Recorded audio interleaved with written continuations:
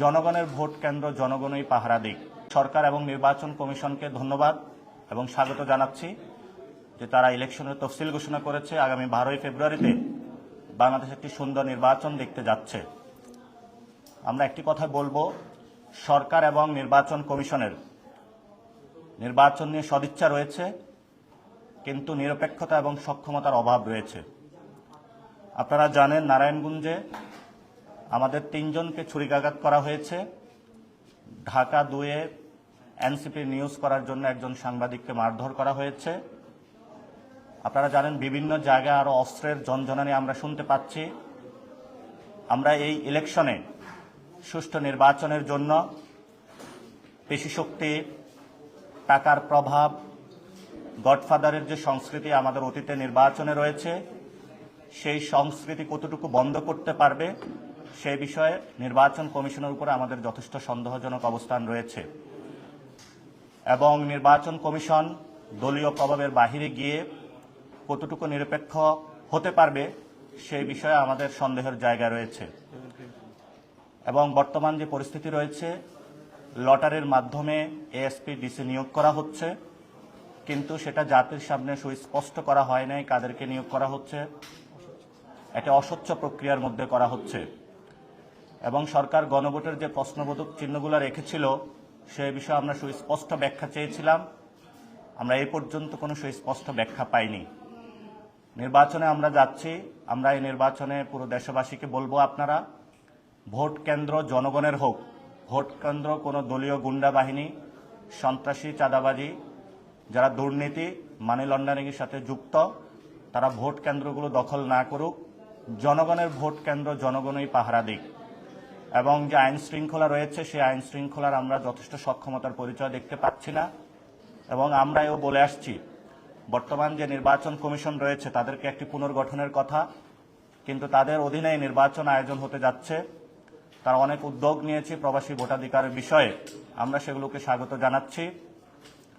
কিন্তু তারা তাদের কর্মের পরিচয়ে দেখাতে হবে যে এটা আগের যে রকিবুল কমিশন রয়েছে সেটা থেকে আপনার অনেকগুলো প্রস্তাবনা এসেছে। সেই প্রস্তাবনাগুলোর মধ্যে কালো টাকার ছায়া থেকে বাংলাদেশকে মুক্ত করার জন্য প্রত্যেক প্রার্থী অথবা প্রত্যেক ভোটারের জন্য 10 টাকা করে খরচ করতে পারবে, অথবা 25 লাখ টাকার যে নিয়ম নীতি দেওয়া হয়েছে, আমরা আমাদের প্রার্থীদের ক্ষেত্রে এই কমিটমেন্ট দিয়েছি যে আমরা এর মধ্যেই থাকব।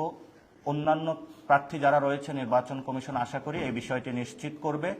যদি না করতে পারে তাহলে বৈষম্যমূলক একটি অবস্থানে নির্বাচন কমিশন যাবে। এবং পুরো বাংলাদেশের জনগণের যে দেওয়ালগুলো রয়েছে, রাষ্ট্রীয় যে প্রতিষ্ঠানগুলো রয়েছে, এটি পোস্টারের অপসংস্কৃতিতে ভরে গিয়েছে। আমরা আশা করব নির্বাচন কমিশন যে নিয়ম শৃঙ্খলা দিয়েছে সে বিষয়ে সকল দল একসাথে এসে সুন্দর একটি সংস্কৃতির মধ্য দিয়ে আমরা একটি আগামী ভালো, সুষ্ঠু, সুন্দর এবং সৎ, যোগ্য, যেটা আমরা দীর্ঘকালীন অপেক্ষা করেছিলাম, এমন একটি নির্বাচনে যেতে পারব। এবং আপনারা ইতিমধ্যে দেখতে পেয়েছেন যে অনলাইনে যারা আমাদের নারী প্রার্থী রয়েছে তাদেরকে হ্যারাসমেন্ট করা হচ্ছে। এই বিষয়ে নির্বাচন কমিশনের একটি প্রোগ্রাম ছিল, সেখানে আমরা আমাদের বক্তব্য উপস্থাপন করেছিলাম।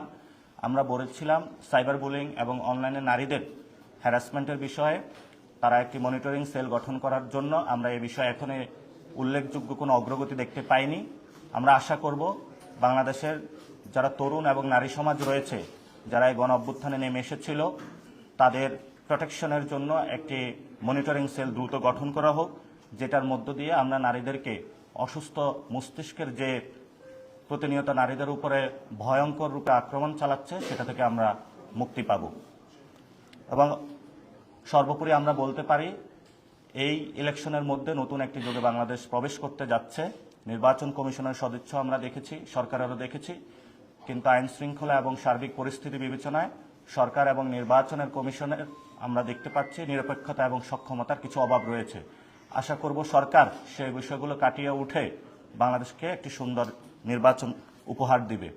আর এই নির্বাচন যেটা হচ্ছে, এটা আমরা আগেও বলেছিলাম, এটি একটি লন্ডন ডিলের মধ্য দিয়ে হয়েছিল। এটা যদি দেশে ঘোষণা হতো, বাংলাদেশের সকল দলগুলোকে নিয়ে সেটার মধ্যে মানুষের আস্থা এবং বিশ্বাসের জায়গা অনেক বেশি এগিয়ে আসতো। এবং এই সরকার গঠন হওয়ার পরে এই সরকার নির্বাচন করবে না বলে যারা অভিযোগ করেছিল, যারা এই সরকারের উপরে ঘাড়ে বন্দুক রেখে সংস্কার প্রক্রিয়াকে বাধাগ্রস্ত করেছিল, তাদের সেই জনগণকে ভয় ভীতি ছড়ানোর যে তারা আশঙ্কা প্রকাশ করেছিল, সেই আশঙ্কা আজকে হলো সরকার দূর করলো। আমরা আশা করি যে ভবিষ্যতেও যে রিফর্ম অ্যাসেম্বলি হবে, গণভোট হবে, সে বিষয়ে সংস্কারের পক্ষে পুরো বাংলাদেশের জনগণের পক্ষে তারা দাঁড়াবে। এবং আমাদের যে গণভোট, এটা আগামী 100 বছরের জন্য, যেটা প্রধান উপদেষ্টা বলেছেন, এটি নতুন বাংলাদেশ আমরা সৃষ্টি করতে চাই। নির্বাচন 5 বছরের জন্য, তো সংস্কারের জন্য সকল দল মত নির্বিশেষে বর্ণ জাতি যারা রয়েছেন সকলে ঐক্যবদ্ধভাবে আপনারা হাঁকে জয়যুক্ত করবেন এবং একটি নতুন বাংলাদেশ আপনারা পুনর্গঠন করবেন।